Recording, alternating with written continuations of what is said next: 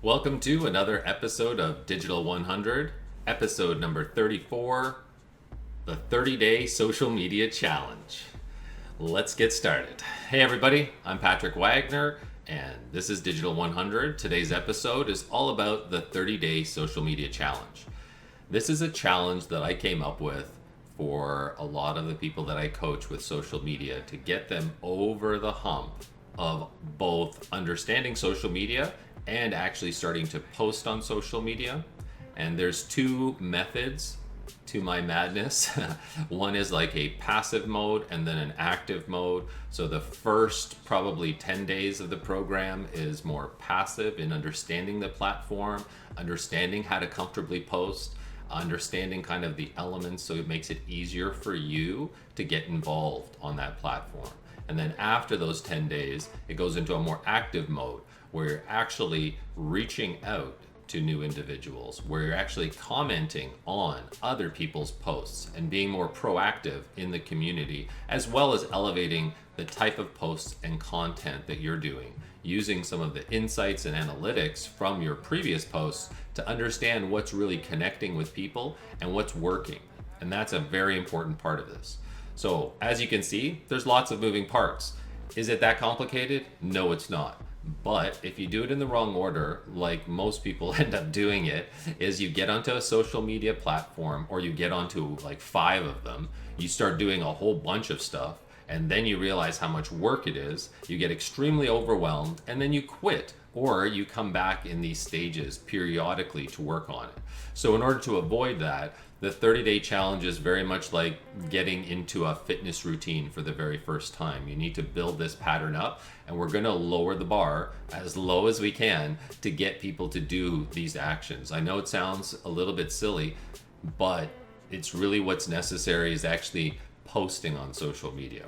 I know in our heads, and it depends on what age you are and what generation you come from, you want to make things look perfect. You want to be able to productionalize videos so that they look fantastic before you post yourself on them. Otherwise, a lot of people look at the accounts that they follow on maybe some personal topics that they enjoy, and then they try to PR themselves and all of their posts in that exact same way, not realizing that it doesn't actually connect with anybody and is fantastic if you're selling yourself in a glossy magazine as, let's say, a writer or someone more high profile. But if you're an average person in your local community, you're way better off to be focusing on your local community and being real and authentic to that local community. So what this 30-day challenge will be about is, first step, breaking past your own understanding of social media. So first is pick a social media platform of your choice. I say one because I think at this point you're better off to select one and be confident in how that network works before you start jumping out on and beyond to other social media networks. So the first step you want to do is pick that network. On my hierarchy, at this point at least, I look at Facebook and Instagram. Depending on the type of content you can easily produce and you feel most comfortable in producing. So if you're a person who likes to write, you may be someone who can write posts, and it may be useful for you to write posts on LinkedIn. But if that's not easy for you to do, then posting images and photos will be much easier on Instagram. So I tell a lot of people to, start on Instagram because it gives you a lot of options that make it a lot easier for you to be able to post anything you want. Then if you're good at video, obviously you can do YouTube channel videos. You can also do Instagram and Facebook. So it all depends on what you're comfortable with. In most cases, everybody has a lot of great ideas, but most people are actually not that comfortable doing almost any aspect of social media because they feel like not only you're judging yourself heavily firsthand, you also feel that others are going to judge you just as equally in that way. So you have to get past that part. The only way to get past that part is to pick the platform you like. I go with Instagram as a good starting point, and then at that point, goal number 1 for the first 10 days is simply to post on a daily basis.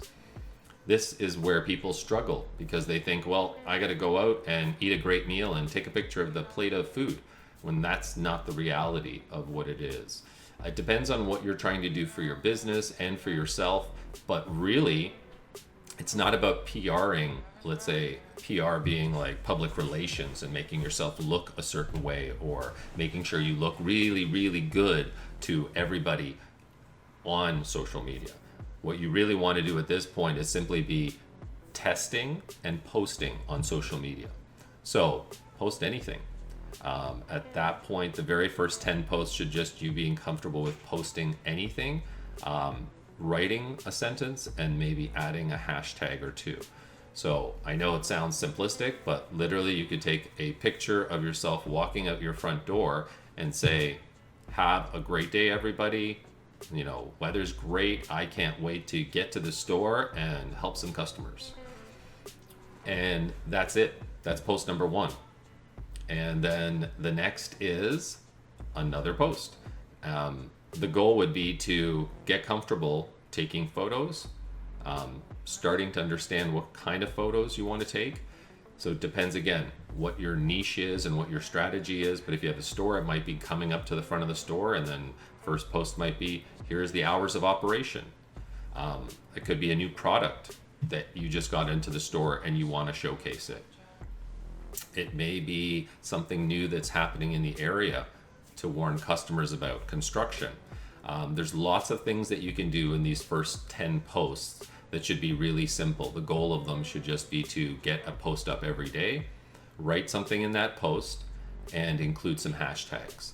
There are some hashtag generators, and they're simply a combination of keyword research like in SEO and what those hashtags are being used on that platform. So I'll include some in the comments down below, or feel free to DM me anytime with any questions.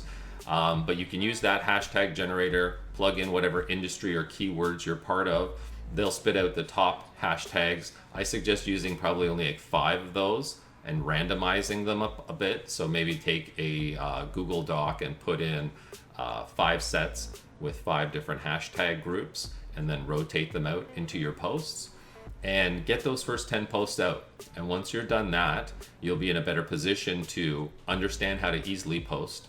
You'll start to get some feedback and some followers because of the hashtags that you're using. And the next thing is to try to focus on the local market you're in and making sure that you include hashtags that include the cities and the area or state or province that you guys are in, or the country. That way you can localize your posts as well. So if you are taking pictures of a business, please include that location and that address as often as possible. That way people within your area will be able to find you when they type up ice cream or motel or hairdresser. So that's kind of how you want to approach it there. Because the next step, as you go active after the first 10 days, which is getting used to the platform, posting regularly, starting to get some feedback, and getting that it's not that hard. The next step is starting to follow other businesses in your community, both to understand what they're up to and to support that local community. So this is where you start to get into virtual networking, and you become a little bit more active in understanding what's happening. Because your feed, as you come in every day, should be about seeing what other businesses are up to, seeing about what events or things are happening in your city or area that you should either be a part of, or you should be going and attending or sponsoring, or actually just networking with individuals as well. Plus, you want to actively support those other community businesses by posting on their profiles, by posting something special, by always saying something supportive. That way, when someone goes to John's Pizza and they see, Patrick's Hairdressing saying, hey, this pizza is awesome, reminds me of New York City, it's fantastic, one of the best pizzas I've ever had.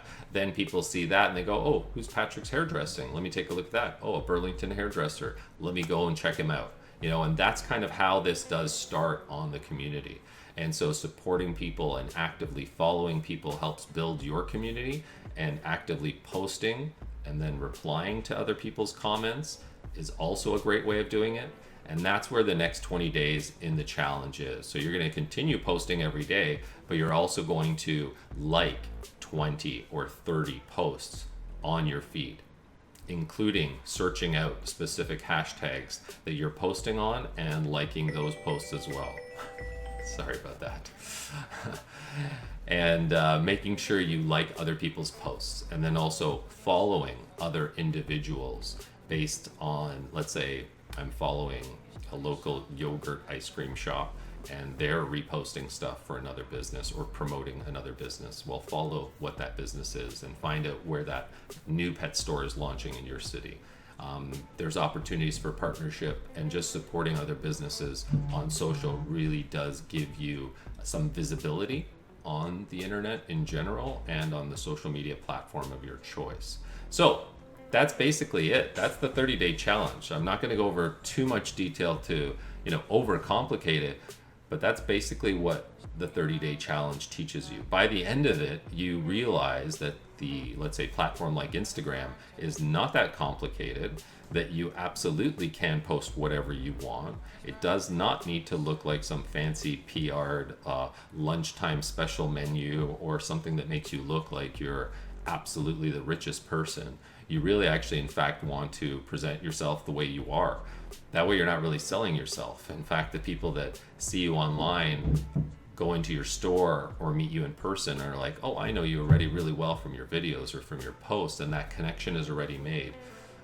Plus, the last component of this after the 30 days is also making sure to understand analytics and insights. One of the most amazing parts of social media is that when you post on a regular basis, you can actually see the posts that people interact with the most, which means that those are the posts that are transferring the most value to individuals. Whether you're engaging them with a question like, here's a bunch of jars, what do you guys think I'm doing? And it could be, I have a slime business and I'm making slime, and that's the jars that I'm putting it in. But the question that you put out there in that post may lead to a monster discussion of 30 or 40 people commenting and guessing.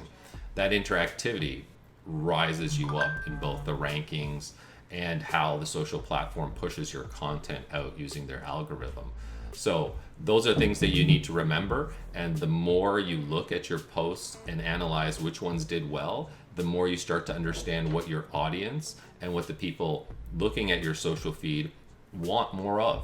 So you start to guide your principles of the type of content and the type of posts after those 30 days, when you start to analyze and see which posts over the 30 days really pulled well. Well, then it's obvious, do more of those. While you look at others and you see what posts that do well for them, and then you actually copy some of those type of posts. I don't mean copy their posts, but the lens of, okay, well, this store is trying this contest. Let me try a contest like that. This this business is showing their product, and it's showing them using the product. I haven't done that. Let's try that. So it's trying different ways of presenting it till it clicks with your audience. And then people go, wow, that was a fantastic video or a fantastic post, and you get tons and tons of feedback for it. Then you start to get on point. Target what your audience wants, what content they're looking for, and in the lens that best presents it. Then you start to make incredible traction.